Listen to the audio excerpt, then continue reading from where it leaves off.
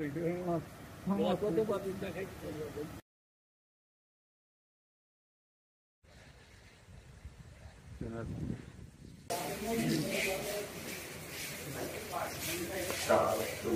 কাজটা অন্তত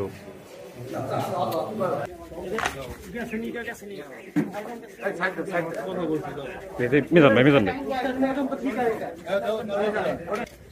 একবারে ভিতরে চলে যাবে।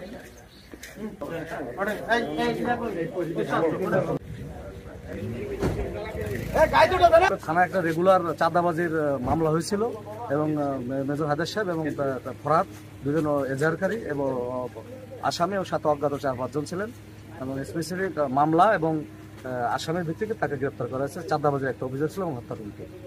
আচ্ছা, গ্রেপ্তার কখন হয়েছে? গ্রেপ্তার কালকে রাত্রে যৌথ বাহিনী অভিযান করে তাকে নির্বাচনে গ্রেপ্তার করা হয়েছে। এখন বিধি মোতাবেক যে আমাদের প্রসিডিউর কোর্টে পাঠিয়ে দেওয়া, আমরা অ্যারেস্ট করে আমাদের যে কোর্টে পাঠিয়ে দেওয়া, বিধি আদালত প্রেরণ করা হচ্ছে।